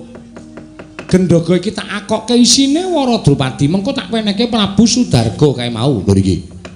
Mengko yen wis tekan negara parang kencana yen Gendhaga iki dibukak sing prayitna ngati-ati nggunakno Aji Narantaka. Aji Brajamusti Prabu kang jeneng Prabu Pathakal Bawarsari ringkesen. Ringkesen aku pengen weruh kaya ngapa wujuding Prabu Pathakal Bawarsari. Nggih, ngestaken dawuh. Manjika Gendhaga. Nggih, ngestaken dawuh. Sik, Kresna sik. Engko nek nganti Gatotkaca cilik loro gedhe tekaning pati sampun to. Mangke dipun awat-awati saking ketebian. Oh ngono. Inggih. Yo, aku manut. Manjika Gatotkaca. Nggih, nyuwun pangestu. Sing ati-ati aja kaya bocah cilik Gatotkaca. Nuwun sewu menika sinten? Ditepungake wae aku Narendra-Ndrawati kadange taruna Kaka Prabu Baladewa. Walah dalah. Nggih, sinuwun Kresna. Iya, pancen mengkono. Keparengipun pados pundi? Menapa panjenengan terasaken anggenipun adu atosing balung uleting kulit. Nadyan kula ijen tanpa ruwang parandene kula mboten badhe ajrih mengsah tiang-tiang Amarta. Aku percaya marang kaunggulanmu, Prabu Jaya Sudarga. Nyatane Koko Prabu Mandura wae ora keduga tanding kridamu. Lho niki, lajeng parengipun Yai Prabu Darma Kusuma wis tusan karawan aku maringake gendhoga isi Wara Drupadi. Aja nganti kodanan sarta kepanasan salirane Yai Wara Drupadi. Mula banjur dilebokake ning jering gendhoga. Waduh, waladal. Wah, ngaturaken panuwun ing tanpa pepindhan. Menawi mekaten Wara Drupadi sampun kaparingaken dhateng kula. Marata gage sawangen iki gendhoga isi Wara Drupadi. Oh iki. Gawanen Bali. Aturna Prabu Patokol Bawarsari ya Prabu Kacepot. Lho niki ngaten. Selak dados pengantu-antuning Sinuwun Prabu Kacepot kepareng gendhoga badhe kula boyong. Sing ati-ati aja kaya bocah cilik. Sinuwun Mandura kula nyuwun pamit. Mbah racaturan. Panjenengan menika mbok ya aja ngono di pamiti apik-apik kok siji engkel. Nyokot gulukul. Lah nggene nek sampun paripurna ta peperangan kok dadak kaya ngono lho mbok ya. Ya. Sudarga sing ati-ati muga-muga kesandung kesrimpet lakumu. Lah. Wong nyangoni kok kesandung kesrimpet. Mboten napa-napa, kula ngertos kados menapa sengkel penggalipun Sinuwun Mandura. Kula nyuwun pamit jinuwun, sing ati-ati aja kaya bocah cilik Prabu Jaya Sudarga. Lho niki. Tak kira gerahing Kyai Semar ana sambung rapetin alindra ing kemapan ana ing parang kencana iki, Dimas. Genge menapa paduka Kanjeng Koko Prabu paring dawuh mekaten. Lho iya. Ya mung saka panggerbaning penggalipun Kakang, upama ta luput jer pun Kakang kuwi manusa lumrah. Inggih. Kepareng paduka. Kowe lumarapun ing Karang Kadempel, tilik ana Kyai Semar ing nandhang raga. Lho iki. Matura yen to Ngamarta lagi wae geger. Merga ana pengamuk ing utusan Nalindra saka ing parang kencana ing jeluk Prabu Kacepot. Lho iki ngestakaken dawuh paduka Kanjeng Koko Prabu. Tak kira Kakang Semar wis tanggap marang sasmitaning sun iki mau. Arjuna lho niki, nah ngaten kula nyuwun pamit sing ati-ati aja kaya bocah cilik. Lajeng Koko Prabu, aku tak nututi kelawan gendhoga isi Gatotkaca mau kelawan kadangmu Jodipati. Lan saperangan putra-putra Pandhawa lho niki ngestakaken dawuh mangkata Janaka nyuwun pamit Koko Prabu Mandura nyuwun pamit yo. Sur diting ati-ati duga-duga digawa Janaka aja kaya bocah cilik. Babatoke ngayam wana merak manguwuh ing pagakan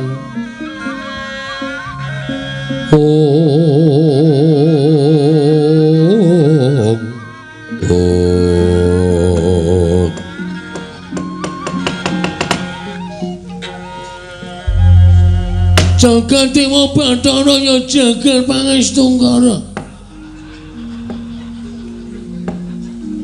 Jaya Sudarga. Iya. Kula ingkang sowan sinuwun. Persasar kaya ngenteni sileming uwuh. Kumambanging Sila Kresna. Inggih. Angkane ingsun ngrantu marang Praptanira Senopati Jaya Sudarga. Iya. Komalanggawa wadah jangan. Iki apa Jaya Sudarga?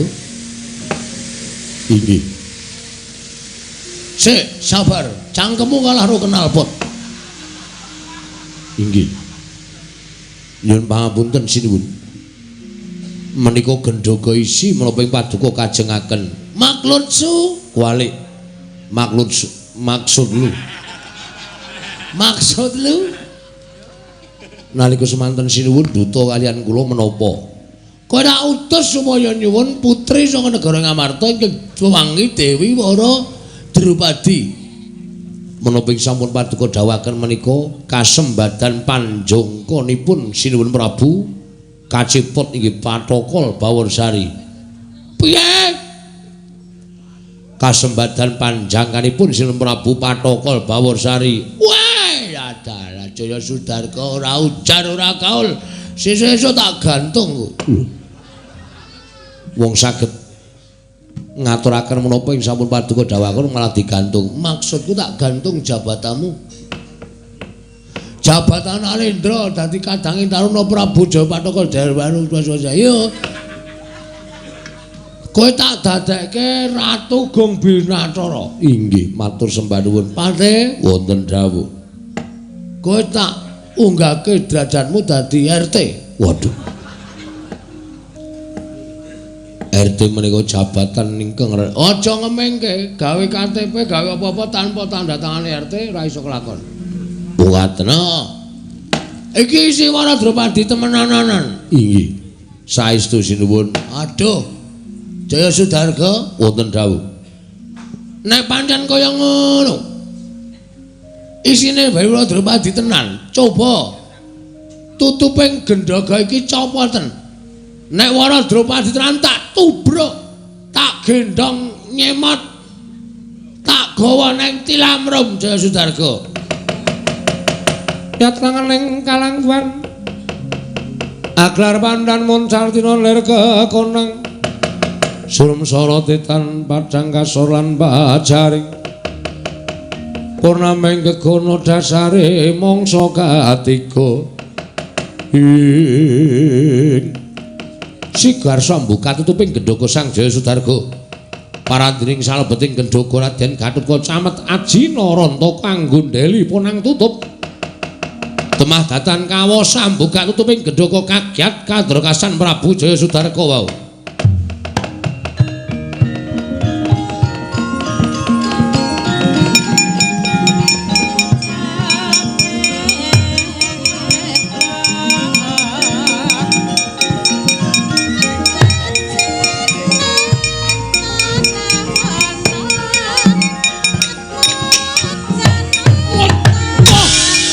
Edan.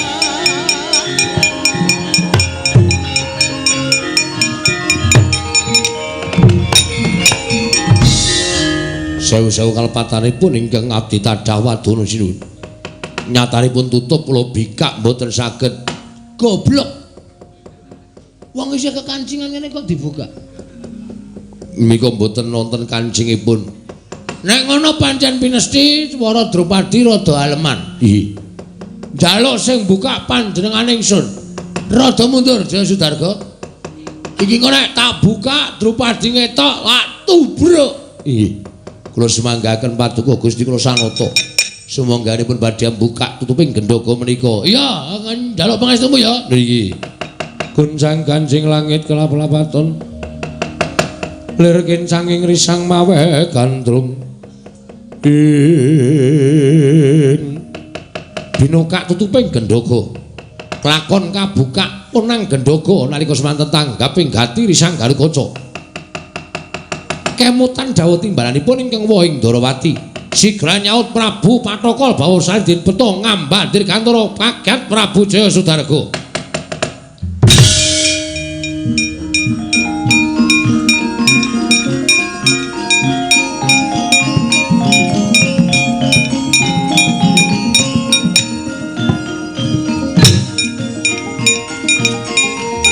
Waradropadi. Halo. Waradropadi kowe ndelik nanti Waradropadi.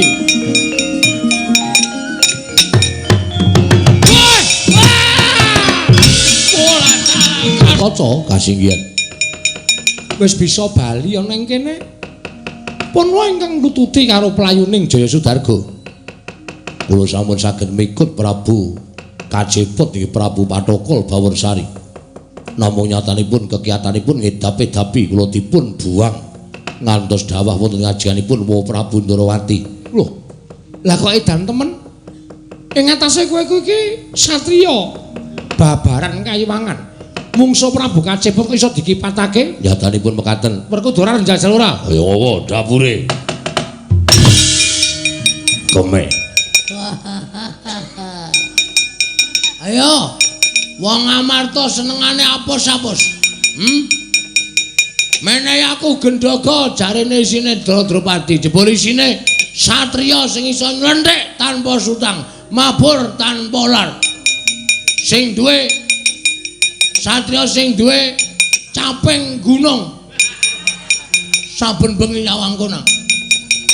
Caping Basunanda trumpa padha kacerma. kotang ukuran 35. Endi panungsane? Ama Suramrata, Jamrata.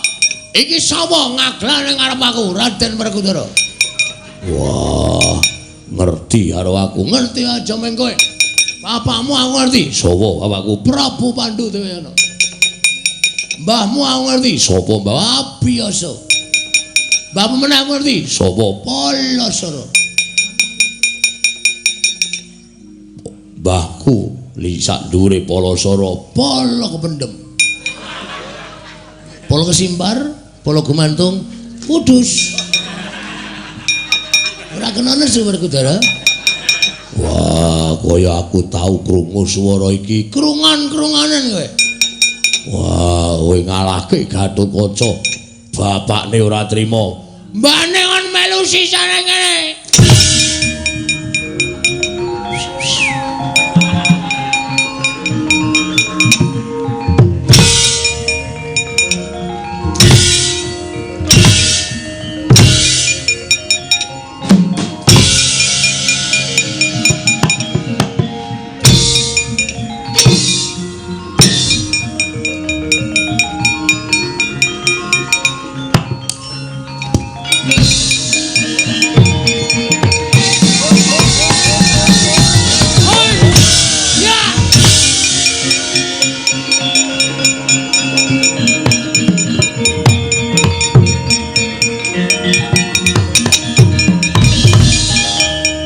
Hilane. Wah. Ngopo sih? Kok tendang ora apa-apa tak kon males kok ngambung pupu. Wah, dicipok. Nganti abang kaya ngene. Ora ilang-ilang. Ya rimpi mesti nesu. Kalah to. Alah, Mundura. wah, edan dapure kaya wungkal menangan. Ora pati nduga mono jane wong iki kaya ngopo to?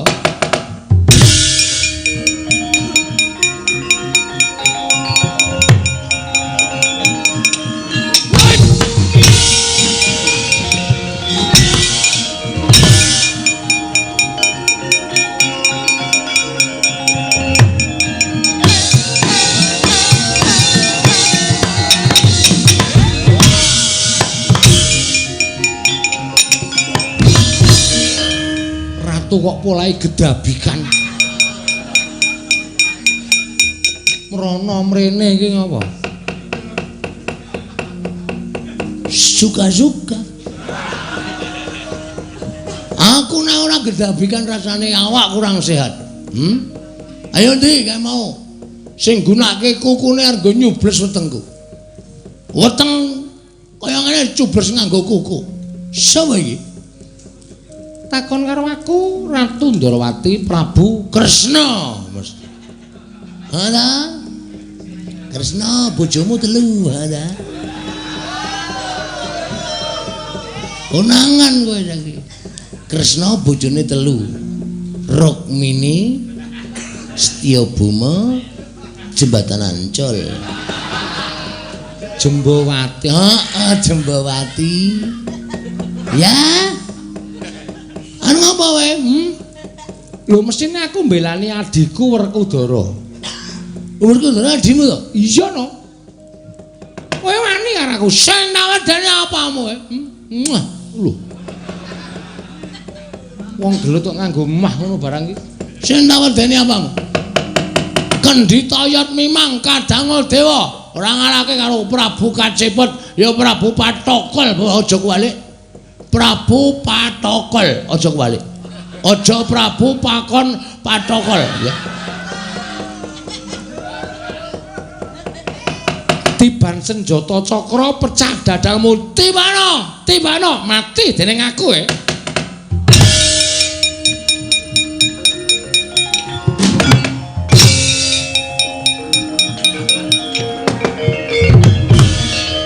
Kepiye kae maksudnya? Mune tiban jata cakra kok minggat. Wong ki nek jireh getih wedi mati ya kaya ngono kuwi. Ayo wong Ngamarta ora meneke Drupadi nang pelukane Prabu Kacepot. Lali sungsang bawana balik kaya Swaluya Nirmal Temajati. Pangestunipun sampun. Kula suntekke kok niki wae. Kula ming kelangan karo kelangenan kula, Ndara. Lho, kelangenanmu sapa? Napa sampean mboten prisa? Nek sing loro niki rak ming anak kula angkat, nek kelangenan kula ora. Sampean sampun ngerti to karep kula. Lah kaya apa? Kelangenanmu ngamuk kae apa? Pundi? Neng kono. Lolo Gareng Petro. Adimu kae cekelen ganene nggih, sing kaya tangan bawa nggih. Wis ada orang fakir miskin. Wah, rombongan kere. Do medhoke karo aku apa anggemu kowe iso menang karo aku, ha? Iki sing jeneng Gareng, iki sing jeneng Trepuk. Wedhus kok iso dadi kaya ngono ya terus gleleng tenane. Sandangane ya mas-masan kaya ngono. Lho, orang kaya padha kecah tipis. Rak Bagong to. Us. Ngawur Bagong sapa? Sok kenal kowe. Kowe ki wong melarat kang ngger ketemu wong sugih kok sok kenal. Sok akrab padune golek sandang pangan. Ana? Oh, minggir iki dudu kelasmu. Kowe kelas ekonomi lemah. Iki kelas sing para her-her, kelas sing para priyayi-priyayi, ora kelas kere kaya ngono kuwi. Modar dening aku. Nuthuk aku kowe.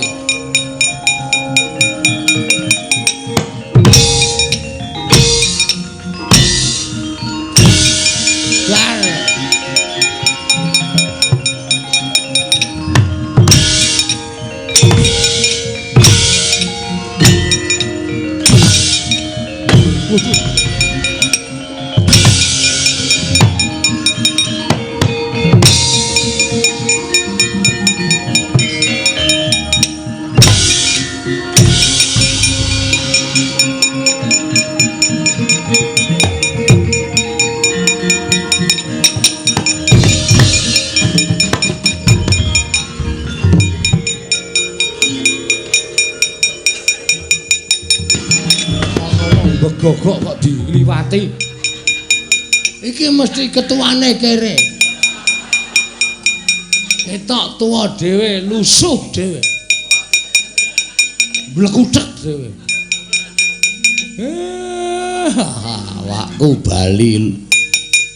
Awakku bali seger.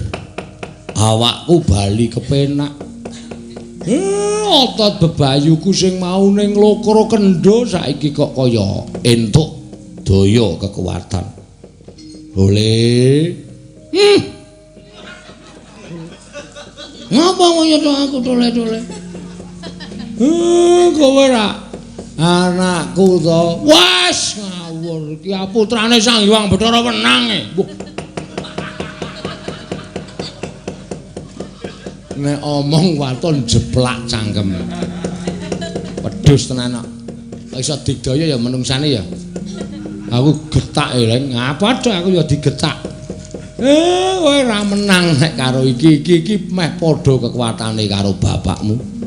Mergo iki dumadi saka ayang-ayangku. Ayang-ayang apa? Ora sudi dadi. Mikir. Ayo kana-kana do turu nang emper toko kono. Mikir. Aku ora omong karo wong kere-kere, mikir. Ana do turu nang isor kretek kono kene. Edian. Nglarake ati tenan ya ben. Iya kena anggere. Ngapa kowe dang ngapa? Nyong. Ya iki ketuane kere kuwi iso jenenge kowe. Tampani, 100 ge wong telu. Urung tau nyekel 100 ta kowe? Urung tau nyekel 100 to, 100 kaya ngono kuwi abang, nule 5. Bendina ming ewon. Su tenan. Bapakne dikuya-kuya. Kowe salin ora kowe? Salin piye? Salin dengkulmu mlacot. Ora salin ditenono. Tak ajiar dhewe. Lho. Wani mbek aku. Sing tawedeni apamu? Kuwi ngon-ngon muter welu terus drapah kowe sekarang. Aku dadi kowe arep mungsuh karo aku. Arep piye? Kowe arep gunake kekuatan apa karo Prabu Kacepet? Ya Prabu Patokol Bawarsari.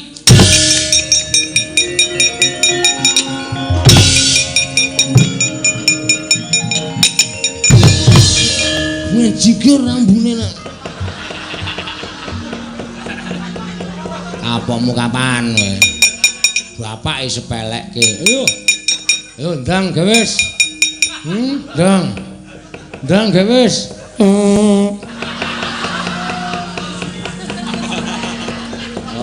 Apakmu kapan kowe? Ha wong arisan iso semaput kabeh kok.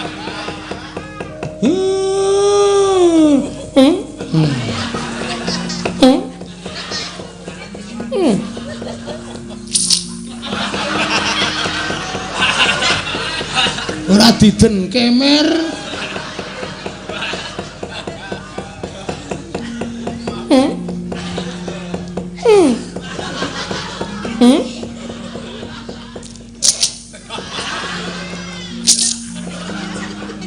Babar sejatining wujud.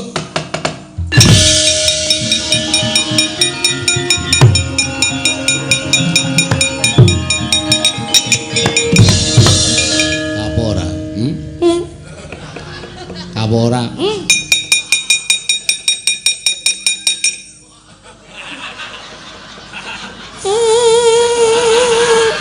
Terus Pak, terus. Mangkel aku dunekke kere-kere terus Pak, terus.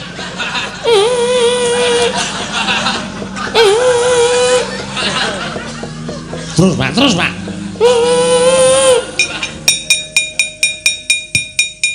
Waduh. Raine biru erem kowe.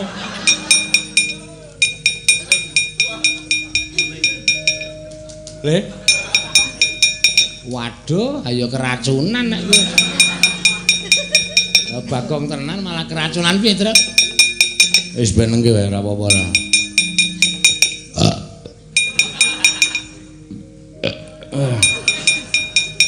Aduh. Wala. Kaya mabuk perjalanan ya, Truk? Edan Bapak saking tresnane karo Bagong tinggal lunga Bagong nganti lara ya.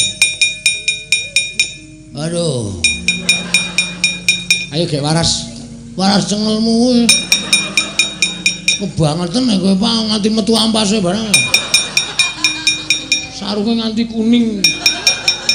Kono ganti kono. Cerewet rasa dadak ganti ben. Anggo rak garing dhewe.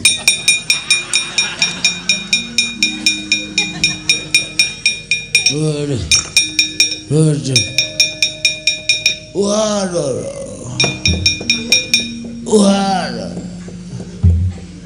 Wah.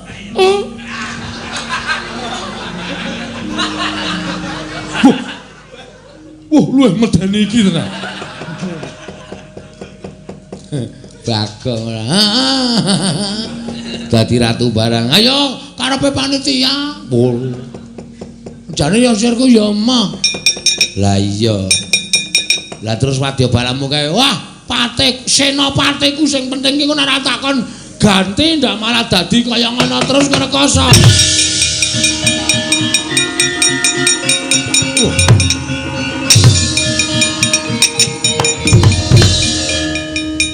Sinuwun kok sampun lukar. Wis paripurna lakone. Ya menggo kaca benggala sing jeneng kawula cilik ki ya diwenangake nggayuh derajat sing dhuwur.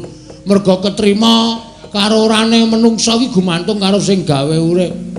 Cacing kae kala mangsa iso tekan pucuk gunung. Kenapa menungsa tidak menggantungkan cita-cita setinggi langit? Jikalau jatuh akan jatuh ke dalam bintang-bintang. Cerdas. Pinter. Lajeng kula ganti. Inggih. ganti kae. Inggih. Ayo. Gek kondur ning kasatriyan Dresila geni.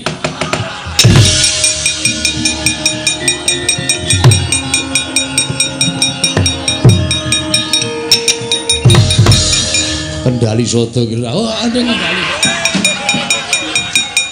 Lali ya, aku tak kira nek wis sampe. Kono kondur ning kendali soto. Ngono iki.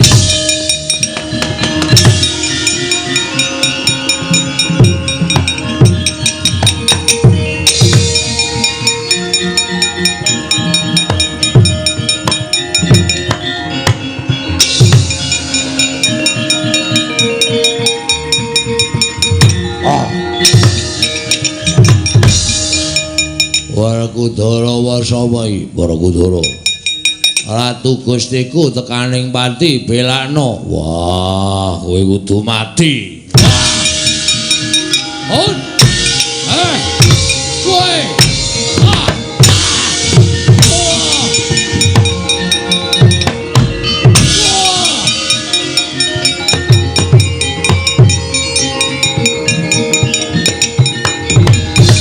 Arsa madangi jagat tumungo-mungo paneng sapucaking wukir mareba bang sumirat keneng soroting surya mekalan gunung-gunung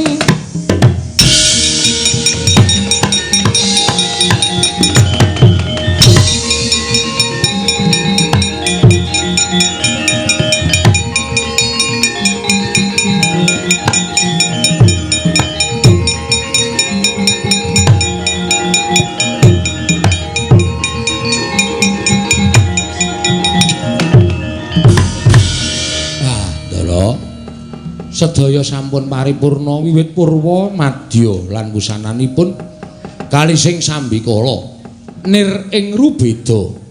Mugi-mugi sedaya katentreman kabagas kewarasan kanikmatan karupunan sedaya sumandinga dhateng sanak kadang kula ing sami lenggah wonten ing palbabang mriki tansah sengkut gumregut tanganipun gotong royong saengga mujudaken desa ingkang sae lan saged migunani tumraping para kawulanipun. Ya. Purnaning gati sura sudira jane ingkang rat saha brasta tengaping ulah Darmastuti rahayu sami makaru rahayu samya pinanggih Ndara.